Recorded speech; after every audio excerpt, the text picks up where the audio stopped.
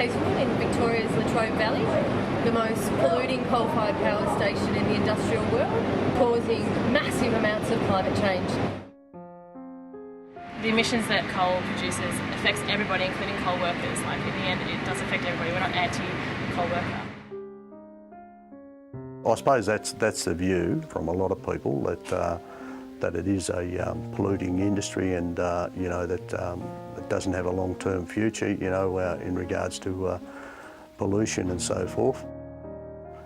We believe there's got to be change.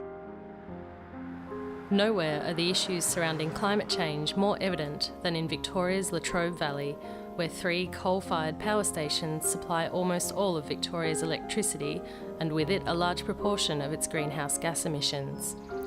But with the region's economy so dependent on the power stations, groups like the Gippsland Trades and Labour Council are fighting to ensure that local workers will not be casualties of this war on climate change.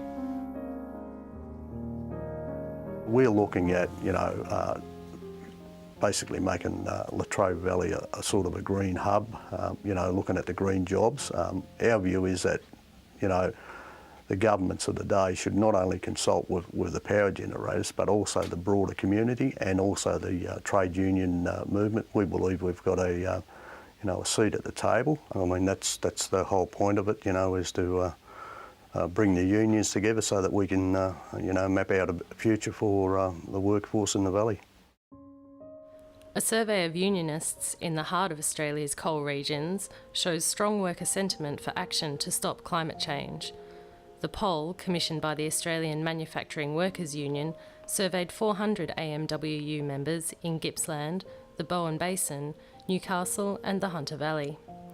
The poll showed more than 90% were concerned with the impact of climate change on their children and the natural world, while more than 65% were concerned about their jobs. AMWU President Dave Oliver acknowledged the need to address climate change and called for investment in communities like the Latrobe Valley who will be most affected.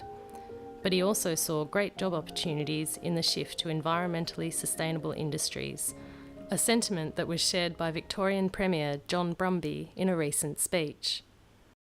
A report commissioned by the British government recently found that the global low-carbon economy was worth £3 trillion globally last financial year, so more than 6 trillion, closer to 7 trillion Australian dollars.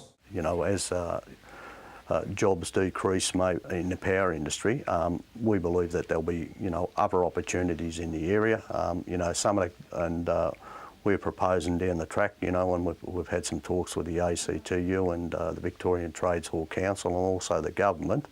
But coming up shortly, we're going to have a climate change conference, you know, to try and flesh out some ideas in regards to how we can protect jobs and also to explore new industries. But it obviously needs support, you know, from governments and also from the community.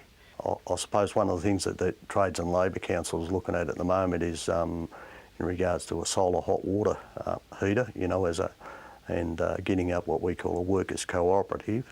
You know, there's a whole range of wind generators, or, you know, even scaled down ones that could be put into some areas, and there could be an ability for some manufacturing in this region. There are some options, and look, we don't believe that wind generators or solar, there's going to be a whole range of options. I don't believe there's one golden bullet that's going to create a mix in regards to, you know, just replacing a power station by putting up a wind generator. But there's going to be a whole range of options that are going to be available for the future. And obviously we are exploring those sort of things on the basis that we believe that, you know, a lot of that stuff could be manufactured here in Latrobe Valley and create jobs. I believe there's going to be a lot of opportunities in, you know, green industries going forward. One of the big question marks is whether the energy companies will support the transition to a low-carbon economy. With power generators so far investing in little more than political lobbying and rhetoric, the Latrobe Valley community is understandably nervous. I suppose if we lined all the power generators up and said, well, what have you done, you know, to reduce your carbon emissions over the last 20 years, I think they'd be battling to give you an answer. Just like the government does, they need to invest in pollution control, not just flogging as much as they can out of the out-of-date power stations to get the maximum return for their shareholders. I mean, they have a responsibility to the community also. You know, in a country region, when there's something that happens that may affect jobs or going forward in regards to employment, you know, that has a bigger effect in a country region than, say, in Melbourne, or one of the major cities where they lose X amount of jobs. You know, if you was to lose, you know, 200 jobs in the Latrobe Valley, that would be have a devastating effect right across the community. I suppose the only example we can use at this time is what they did with privatisation, and I've got to say privatisation absolutely devastated this region in regards to jobs. We don't want the same thing to happen in regards to the introduction of this carbon ETS scheme. You know, there was thousands of jobs lost. You know, the community was devastated, and, you know, reality is when those sort of things happen, you know, you get all the social problems that come along with it. As the spectre of a post-carbon economy looms large on the horizon, the Gippsland Trades and Labour Council is looking at how they can keep workers and the community as informed and involved in the process as possible, while also ensuring an all-important seat at the policy table. We're going to have a climate change forum, but we also, you know, we're proposing, you know, some training courses for our delegates and to, you know, to give them an understanding, because I've got to say, you know, the understanding in the community, and I'm talking about the whole community, about, you know, the power industry and the role it plays in the economy.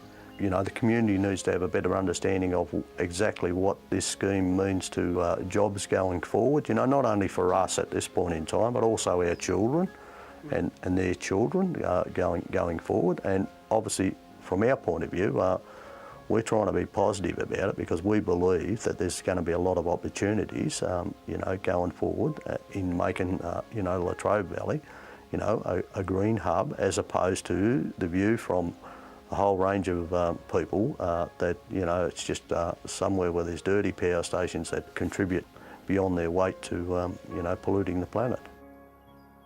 We recognise that there's got to be change, and we recognise that we can't sit around waiting for change to be forced onto us. We believe that, you know, that we've got a seat at the table, and if we can lead in you know, getting ideas out there and going forward with some of those ideas, you know, we are going to, you know, move that way.